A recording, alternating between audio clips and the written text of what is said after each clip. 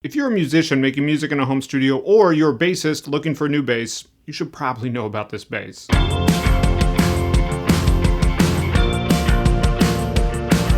Welcome back to the Band Guide. I'm your band guy, Colin, and today we are taking a look at the Michael Kelly Vintage Element 4 bass.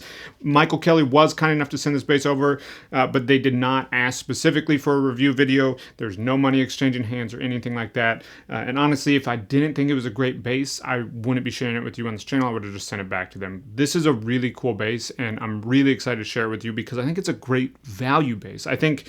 I don't know of anything at this price point that's this good, and I think that if you go lower than this, you're going to always feel like you need to upgrade, and I think if you go higher than this, it just doesn't make a lot of sense for most people. It sits at a really great price point, and the quality of it exceeds well beyond what I'd expect at this price point. So this is the Vintage Element 4. As I said, Michael Kelly sent it on over for us. But as you probably know, if you've seen any of my other content on this channel, I'm primarily a drummer and a producer. So I brought in my resident tone expert, Benji, who can get really in-depth on this instrument and explain everything going on with it, how you can use it to serve your music. And I'll be back at the end to give you my final thoughts. Let's go and jump into the review with Benji.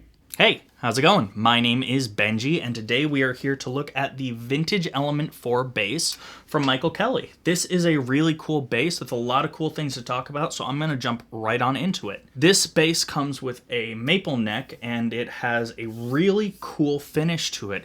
It's a very matte kind of wax finish, if you're familiar with those. It's very comfortable to play, and if you're prone to sweaty hands, it's going to be a lot easier to play for extended periods of time because it's not going to gunk up on a slippery neck.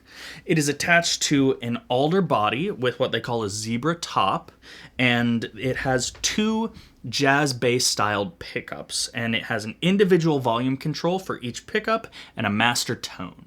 So, jazz bass styled pickups are a little different from what you would call a precision style bass pickup. A precision style bass pickup is a smaller pickup that usually sits right at about the middle, and I'm sure you've all seen them before. You can throw one up on the screen over my face and motion track it. Thank you, Colin. And then also give me little devil horns. And then make me look cute. Okay, so You think I'm not keeping that all in? I want that there, and I just want big text that says no. I'm sure you are all familiar with that type of pickup. This is something that's a little bit different, but it's equally as important in bass tone. So instead of one pickup that's more of a rock-focused pickup, there are two different pickups which you can blend different tones from. So I've noticed that the bridge pickup is a little bit more nasal, there's a little bit more mid-range, a little bit more focus. It's something that you would hear off of early Motown records. Now the neck pickup has a bigger, fatter, rounder sound, which is going to be really good for sitting in the back of a mix and just kind of swallowing everything else and just feeling really big without getting in the way. And because these pickups have individual volume controls, you can blend the two together so you can get a little bit more cut if you blend in the bridge pickup. Or maybe you want to mellow it out, but you don't want to roll off the tone, so you end up rolling it back a little bit, and you end up getting the perfect amount of articulation versus body, which is something that I really like. So even though you may see these referred to as jazz bass pickups, they are much more versatile than that. You can play pretty much anything on a jazz pickup. I find them to be a much more versatile style of pickup than a traditional precision pickup, so it's really great to see these on this bass. So let me walk through some of the different sounds you can get out of a bass with two pickups and individual volume knobs. So this is the bridge pickup, so this is going to be a little brighter, a little bit more focused.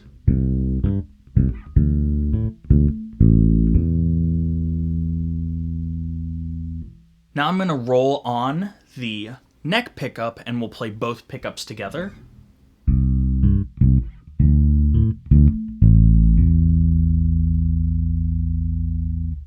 So you'll hear a lot more body came in with that sound, but we still retained the articulation and the attack from the original pickup. Now I'm going to turn off that bridge pickup, and I'm just going to play on the neck pickup.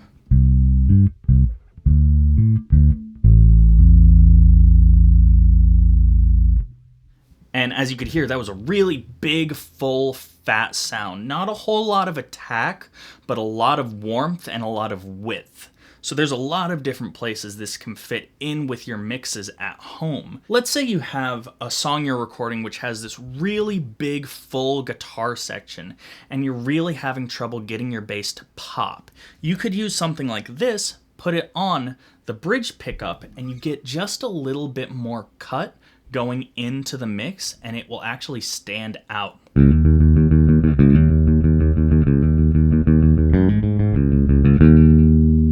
Alternatively, let's say that you've written a song that has some very sparse guitar parts and you really just want to add some warmth and some depth, but you really don't want a really strong sound from the bass.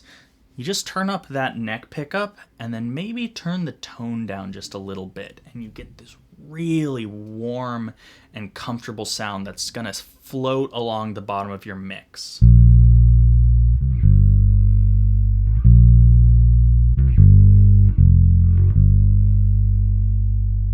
One of the great things about having this much flexibility in a bass is you can really make it play well with any sort of distortion or overdrive.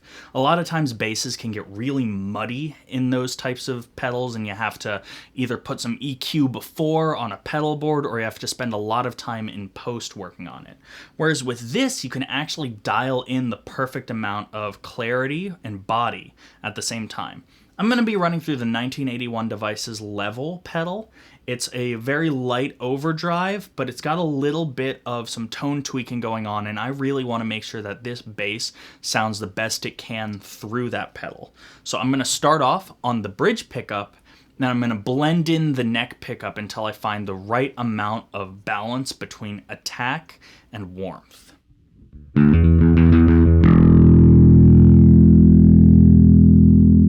That sounds a little bit too thin for me. Let's roll up some of that neck pickup.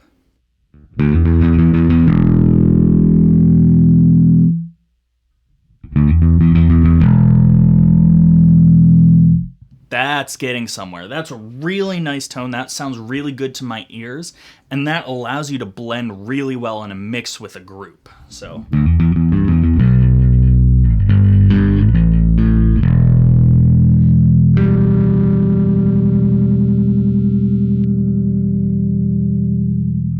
let's spend a little bit more time getting a few different styles and sounds out of this bass.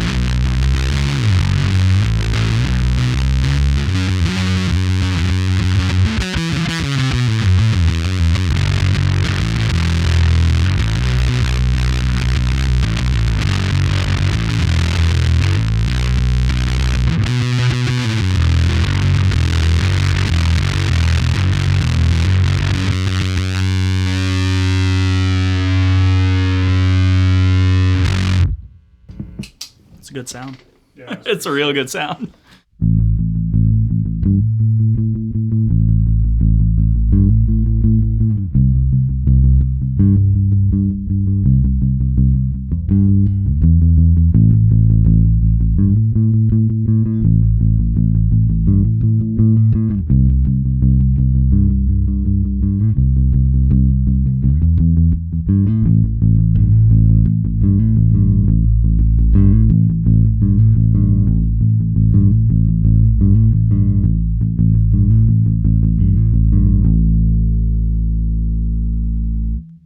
So to wrap things up, I think this is a really great option. Whether you are a home studio musician who's looking to add a bass to their setup, or you've been playing bass for a while and you want something a little different and a little more flexible, I think this is a really great option. So definitely take some time and check it out. So I hope you enjoyed that review of the Michael Kelly Vintage Element 4 bass. As I said at the beginning, I think this is an excellent bass, especially at the price point. I think, as I said, if you get anything less than this, you're probably eventually going to want to upgrade, and you don't necessarily need anything more expensive than this. I think this bass is the perfect fit for most people in most situations. So if you don't already own a bass, I definitely consider this one. And if you already have a bass but you don't have one with these jazz style pickups, I definitely consider this one as well. I'll leave links to all the gear we use in this video down in the description below. No affiliate links. These are just products that I believe in, and I'm adding this bass to that list for sure. And if there's any other gear you want me to review on this channel from Michael Kelly or any other company, let me know in the comments below. And I'd just love to hear what you think of this bass and review style video in general in the comments below.